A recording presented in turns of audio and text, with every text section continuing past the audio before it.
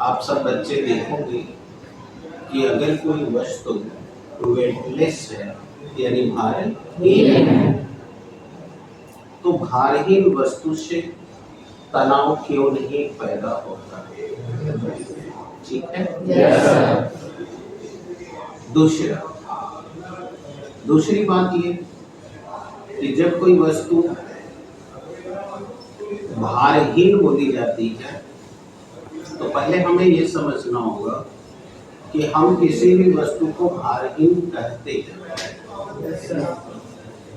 तो कोई भी वस्तु भारहीन तब बोली जाती है जब उस पर पृथ्वी के द्वारा लगाया गया बल भार का हमें अनुभव न हो। राइट है? Yes sir. और हमें कब अनुभव नहीं होगा? जब प्रक्रिया बल शून्य हो। राइट? Yes sir. तो जब कोई भी प्रक्रिया बल शून्य रहता है, सही है, यस सर, तब हमें भार का अनुभव नहीं होगा। जैसे कि कल या परसों के लेक्चर में लिफ्ट का तार टूटने पर भार का अनुभव क्यों नहीं हुआ समझाया। Yes sir. अब यहाँ पर अब आप देखोगे कि अब हमें भार का अनुभव क्यों हो रहा है। अब देखो, अब यहाँ हमने इस डोरी से एक पिंड को लटका दिया। Yes sir. अब इसका कुछ द्रव्यमान है। Yes sir. तो आप पढ़े हो कि इस गुरुत्व क्षेत्र के अंतर्गत किसी भी वस्तु को अगर स्वतंत्रता पूर्वक लटका दिया जाए या छोड़ दिया जाए तो पृथ्वी हर वस्तु को अपनी ओर खींचती है, और जितने बल से खींचती है उसे हम गुरुत्वाकर्षण बल अथवा गुरुत्व बल कहते हैं। Yes sir. यानी कि ये mg बल से खींचती है। Yes sir. और देखो, अब इसे जब खींच रही है तो अब आप देखो ये रस्सी हमें तनी हुई लग रही है। Yes sir. और अब हमें भार का अनुभव हो रहा है। वाई? क्योंकि ये देखो mg इधर लगा। Yes sir. तो प्रक्रिया बल ऊपर लगा, और अब ये प्रक्रिया बल शून्य नहीं है, इसीलिए हमको भार का अनुभव हो रहा है। अंडरस्टूड? Yes sir. और इस प्रक्रिया से इस डोरी में तनाव पैदा हुआ है। अब आप देख सकते हो, इसे समझ सकते हो। जब हम ऐसे खींचे या पृथ्वी ने खींचा तो क्रिया के विरुद्ध प्रतिक्रिया। अब इस प्रक्रिया से देखो, ये देखो डोरी तन रही है। ठीक है? और जब तन रही है तो इसमें तनाव पैदा हो गया। Yes sir. और इस समय ये तनाव T अगर मान लिया जाए तो ये T बराबर mg होगा, इक्वल होगा और अपोजिट होगा। यानी ये mg लगेगी नीचे और तनाव होगा ऊपर।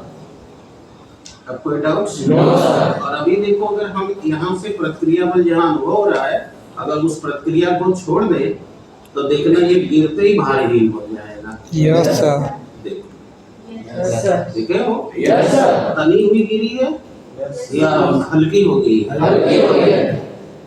अब भार का अनुभव क्यों नहीं हुआ? No sir. जो कि प्रक्रिया बल शून्य हो गया। अब कोई डाउट? No sir. अब आपको दो बच्चे इस प्रैक्टिकल को दिखाएंगे कि अगर हम इस वस्तु को किसी नत तल पे ले जाते हैं, आप ऐसे समझ लो कि अभी ये समतल पे है। Yes sir. और अगर आप नत पर करते हो तो देखना यहाँ इस समय 0 डिग्री का एंगल फॉर्म हो रहा है। Yes sir.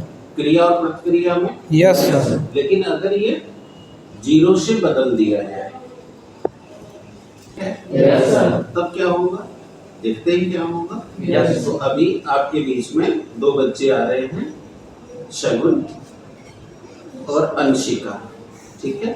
इन लोग का भी नाम वीडियो में हो जाएगा। तो अब ये दोनों बच्चे इसको एक्सपेरिमेंट के थ्रू दिखाएंगे आपको। ये अंशिका बैठे। अब आप यहाँ देख सकते, सीखा करो ना बेटा। अभी आप सीखे हो, थोड़ा सा और ढीला करो। आगे तुम नहीं करो, तुम पकड़े रहो बेटा, इसको थोड़ा सा। अब आप देखो ये भाग रही है, डर रही है कि इसका वीडियो बन रहा है। अब बोलो इस समय देख रहे हो एकदम शीट समतल में है, Yes, sir. लेकिन अब तुम और ऊपर करो उसको दिख नहीं रहा है।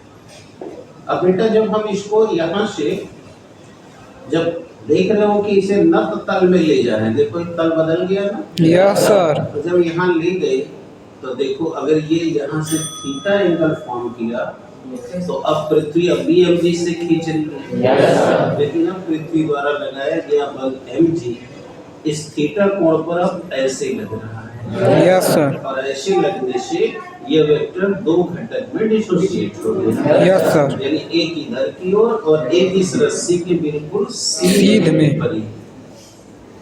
राइट है। Yes, sir.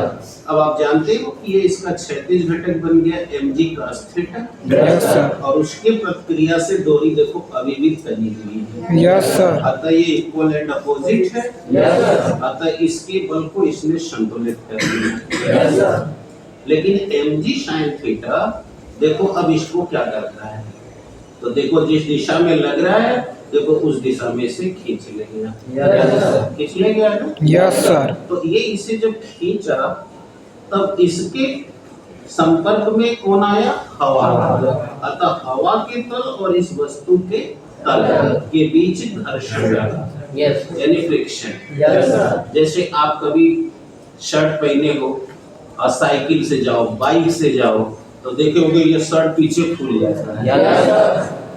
तो क्या करते हो बताओ, क्यों खुल जाता है? हवा के घर्षण से। Yes, sir. और फिर जब तुम उतरना तो देखना, अगर हेलमेट न लगाए रहे हो तो देखना उतरने के 1-2 सेकंड के बाद तुम्हारे चेहरे से पसीना निकलने लगता है। Yes, sir. बताओ क्यों? अभी तो हवा में आ रहे थे, पसीना क्यों निकलने लगा? क्योंकि वो हवा हमारे चेहरे के स्किन को रगड़ती ही रही है, Yes, sir. फ्रिक्शन कर दी थी। Yes. और घर्षण से जब हम दो वस्तु को आपस में रगड़ते हैं तो वह गर्म हो जाती है, Yes, sir. यानी ऊष्मा जनरेट करती है, Yes, sir. और उस ऊष्मा के जनरेट होने से ताप बढ़ता है। Yes, sir. जो कि आप पढ़ते हो, ताप किसे कहते हैं, ऊष्मा किसे कहते हैं? वस्तु के ताप में जो वृद्धि करा दे, यानी परिवर्तन करा दे, अथवा उसकी अवस्था में जो परिवर्तन करा दे, उसी कारक को हम ऊष्मा कहते हैं ना। Yes, sir. तो इस कारण जब ताप बढ़ जाता है तो हम लोग तो संतापी प्राणी हैं, Yes, sir. तो हमारे शरीर का ताप बढ़ते ही हमारी त्वचा में जो स्वीट ग्लैंड है, पसीने वाली ग्रंथि, वो एक्टिवेट हो जाती है और ताप मेंटेन करने के लिए अपने रोम छिद्रों से पसीना जिसे पानी के रूप में निकालती है, ताकि वह त्वचा को ठंडी करे। और ऐसा जैसे ही ठंडा हो जाता है फिर पसीना निकलता है।